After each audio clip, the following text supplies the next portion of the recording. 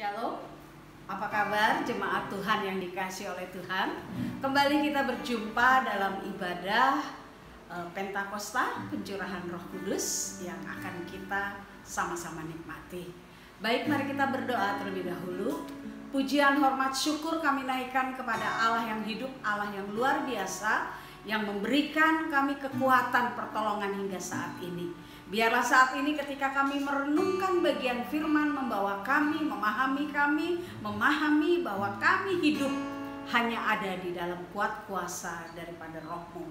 Oleh karena itu berikan pengertian kepada kami, sehingga apa yang kami renungkan sungguh-sungguh membawa kami semakin mengasihi Tuhan.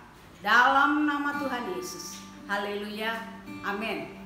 Sore ini kita akan sama-sama melihat dari Kisah Para Rasul 1 ayat 4 sampai ayat yang ke-6. Di sini dikatakan pada suatu hari ketika ia makan bersama-sama dengan mereka, ia melarang mereka meninggalkan Yerusalem dan menyuruh mereka tinggal di situ menantikan janji Bapa yang demikian katanya, telah kamu dengar daripadaku. Sebab Yohanes membaptis dengan air, tetapi tidak lama lagi kamu akan dibaptis dengan Roh Kudus. Maka bertanyalah mereka yang berkumpul di situ, Tuhan, maukah engkau pada waktu ini memulihkan kerajaan bagi Israel? Kemudian Kisah Para Rasul 2 ayat yang keempat dituliskan, maka penuhlah mereka dengan Roh Kudus, selalu mereka mulai berkata-kata dalam bahasa-bahasa lain, seperti yang diberikan oleh Roh itu kepada mereka untuk mengatakannya. Haleluya. Kita tahu bahwa Pentakosta adalah hari ke-50 setelah kebangkitan daripada Tuhan Yesus. 40 hari lamanya ia ada di dalam dunia. Ia menyatakan diri kepada para murid. Ia menyatakan bahwa ia hidup. Ia menyatakan bahwa ia berkuasa atas maut. Ia menyatakan bahwa ia adalah Allah yang berkuasa atas segalanya, sehingga melalui kebangkitannya yang dia tunjukkan kepada para murid dan dengan apa yang kita baca pada saat ini memberikan kita pengharapan yang luar biasa. Di sini yang sangat menarik di dalam apa yang dituliskan Kisah Para Rasul 1 ayat 4 adalah dikatakan para murid tidak boleh meninggalkan Yerusalem, tetapi mereka diminta untuk menantikan janji yang daripada Bapa. Dalam istilah di dalam Alkitab, janji itu adalah sesuatu yang sangat-sangat penting, ya. Dikatakan bahwa Allah Bapa berjanji. Pencurahan Roh Kudus merupakan penggenapan janji yang diberikan oleh Bapa yang tertulis di dalam Yoel 2 ayat 28-29. Pada masa akhir maka akan ada teruna-teruna muda, orang-orang muda untuk bernubuat, untuk memuji, untuk memuliakan. Dan selaras dengan Yohanes 14 ayat 16-17 bahwa dia akan mengirimkan penolong untuk kita yang ditinggalkan oleh Kristus. Dan inilah Parakletos yang dijanjikan oleh Tuhan. Janji itu digenapi di dalam dan melalui Tuhan Yesus. Kita akan melihat apa yang dimaksud dengan penolong lain atau parakletos. Di sini disebutkan penolong atau parakletos adalah dipanggil untuk mendampingi, untuk menghibur, untuk menasehati, untuk memberi semangat, untuk menuntun dan menyertai setiap orang yang percaya kepada Kristus. 3 istilah yang dipakai untuk mengatakan tentang Roh Kudus. Yang pertama adalah Roh Allah, di mana dikatakan Roma 8 ayat 9, siapa yang memiliki Kristus, dia memiliki Roh Allah. Dan dengan demikian pencurahan Roh Kudus, kita menerimanya ketika kita lahir baru, maka kita disebut sebagai anak-anak Allah. Dan ini dinyatakan dengan hubungan yang sangat intim antara kita dengan Bapa. Kita memanggilnya sebagai Bapa. Tidak ada lagi ketakutan, tidak ada lagi hal yang memberikan segala sesuatu yang membuat kita begitu tidak bisa datang kepada Tuhan. Tapi dengan intim kita memanggil dia Bapa. Dengan intim kita menyatakan segala sesuatu yang ada pada diri kita. Tidak ada ketakutan, tidak ada segala sesuatu yang membuat kita tertekan. Bahkan di dalam Roma 8 ayat 15 dikatakan, sebab kamu tidak menerima roh perbudakan yang membuat kamu menjadi takut lagi, tetapi kamu telah menerima roh yang menjadikan kamu anak Allah. Luar biasa. Kita adalah orang yang sangat berbahagia. Kita diselamatkan, kita memperoleh janji keselamatan, kita dijadikan anaknya, dan kita mempunyai hubungan yang intim bersama dengan Tuhan. Kemudian yang kedua, Roh Kudus juga disebut sebagai roh kebenaran. Kita tidak bisa memisahkan antara Roh Kudus dengan kebenaran. Karena Roh Kudus adalah yang dikatakan di dalam ayat 16-17 dari Roma pasal 14, dikatakan bahwa Ia akan datang kepadamu seorang penolong yang lain yang akan menyertai kamu selama-lamanya. Ialah roh kebenaran. Dunia tidak bisa menerima Dia, sebab dunia tidak melihat dan tidak mengenal Allah, tetapi kita mengenal Dia, sebab Dia menyertai kamu dan akan diam di dalam kamu. Luar biasa. Karena Roh Kudus adalah roh kebenaran. Di sini Roh Kudus membuka pikiran kita, membuka pengetahuan kita, memberikan hikmat kepada kita, memberikan segala sesuatu yang tersembunyi. Karena kita hidup di dalam kebenaran, kita mengenal kebenaran, dan kita menjalankan kebenaran itu. Kita ada bersama dengan Allah, kita ada di dalam Allah, bersama dengan Allah, dan disebut sebagai anak-anak Allah. Inilah yang luar biasa. Artinya Roh Kudus memberikan kelimpahan yang luar biasa kepada kita.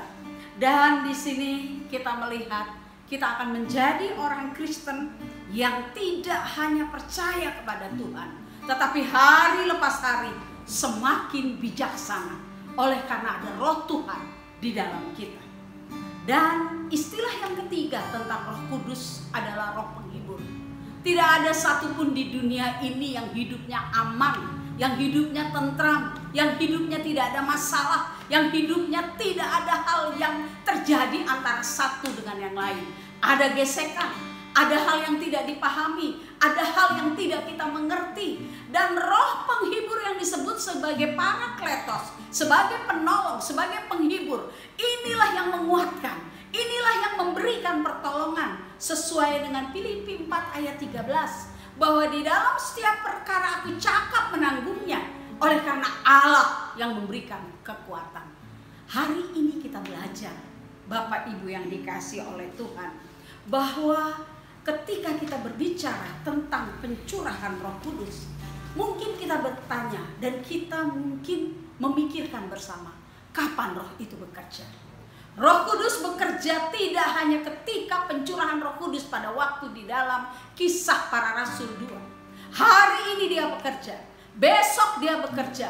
Dia bekerja di dalam diri setiap orang yang sudah percaya kepada Tuhan, yang sungguh-sungguh ada Roh Kudus di dalam hatinya.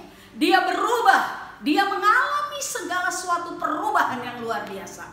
Dikatakan para murid, ketika mereka ketakutan, ketika mereka tidak memiliki pengharapan, ketika mereka seperti ditinggalkan, tetapi mereka mengalami pelayanan yang luar biasa karena ada roh keberanian, ada Roh Kudus di dalam diri mereka, sehingga mereka berani mewartakan kasih Allah.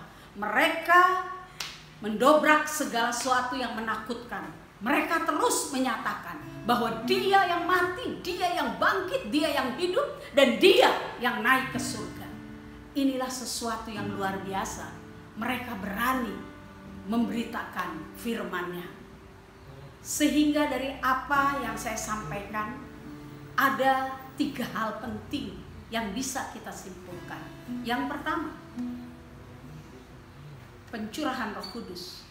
Roh Kudus diberikan kepada kita adalah janji daripada Bapa, bahwa Dia tidak pernah meninggalkan kita sendirian.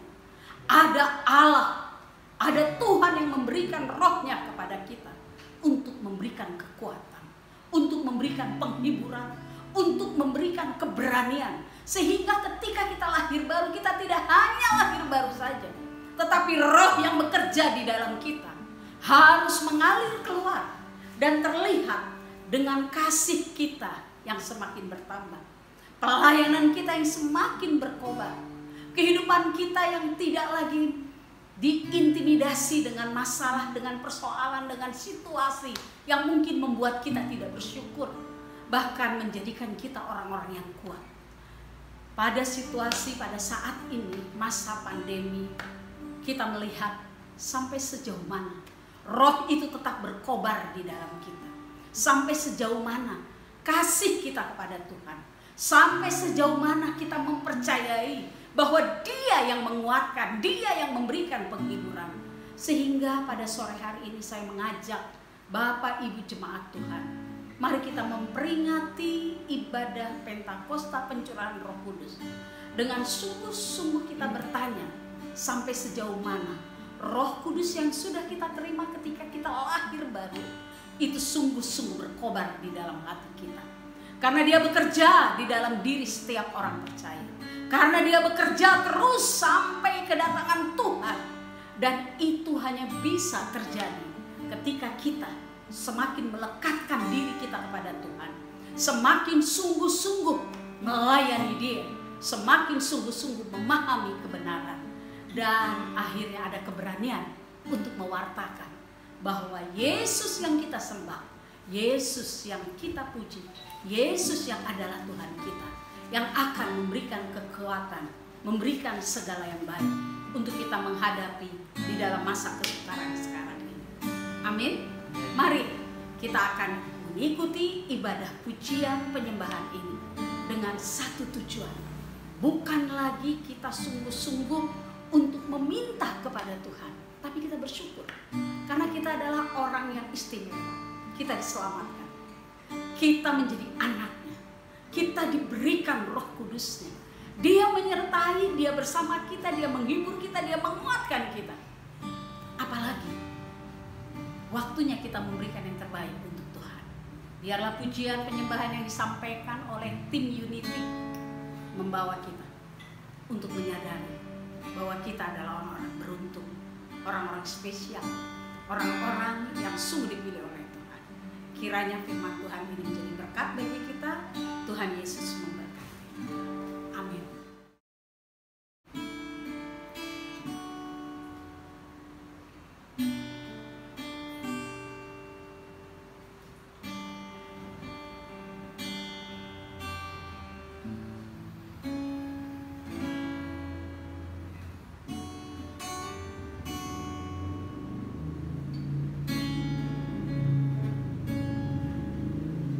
Datang Roh Kudus, Kau ku rindu.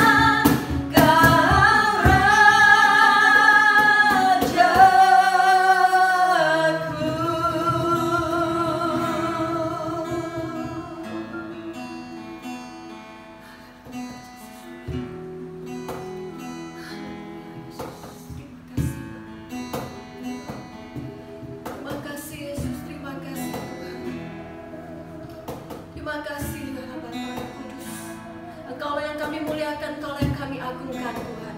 Di atas segala-galanya, Kaulah Raja di atas segala-galanya, yang layak kami sembah, yang kami muliakan Tuhan. Kami percaya Tuhan bahwa kuasa Roh Kudus-Mu memenuhi bagi setiap kami yang haus akan Engkau, yang lapar akan Engkau, di mana Tuhan hadirat-Mu memenuhi bagi setiap kami Tuhan pada saat ini. Terima kasih Bapa, terima kasih Tuhan. Hati kami sungguh meluap dengan sukacita Bapa, karena kami Tuhan punya Allah yang luar biasa seperti Engkau, yang patut kami agungkan Tuhan. Terima kasih Bapa, kami percaya saat ini kuasa-Mu sungguh membangkitkan bagi setiap kami Bapa, ketika kami menyembah memuliakan Engkau. Terpujilah Engkau Tuhan, terpujilah Engkau Yesus. Di dalam nama Tuhan Yesus, mari jemaat Tuhan yang lebih lagi ingin memuliakan Tuhan, bersama-sama saya katakan amin.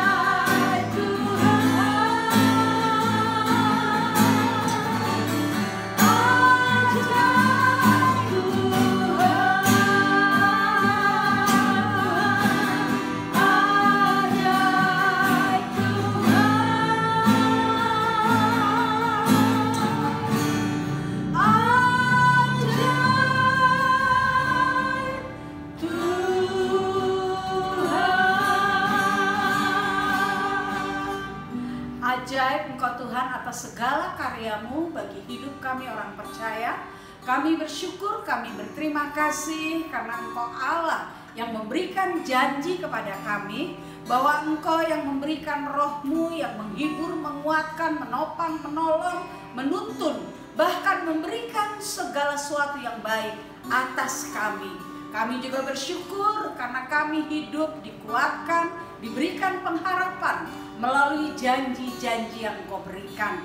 Bahkan kami bersyukur melalui Roh-Mu Tuhan memberikan kami keberanian untuk memanggil Engkau Bapa, memberikan kami kekuatan penghiburan yang luar biasa di dalam menghadapi setiap pergumulan, masalah, bahkan proses yang kami alami. Dan kami bersyukur karena Tuhan sendiri yang memberikan kehidupan untuk kami jalani dengan penuh kebenaran. Terima kasih, biarlah Roh-Mu yang ada pada kami itu terus berkobar, itu terus membawa kami berubah di dalam Tuhan, lebih mengasihi, lebih sungguh-sungguh, lebih lagi melakukan yang terbaik bagi Tuhan. Biarlah damai sejahtera yang daripada Tuhan menaungi dan menopang kami semua. Hanya di dalam nama Tuhan Yesus kami sudah berdoa dan menutup ibadah kami. Haleluya, amin. Tuhan Yesus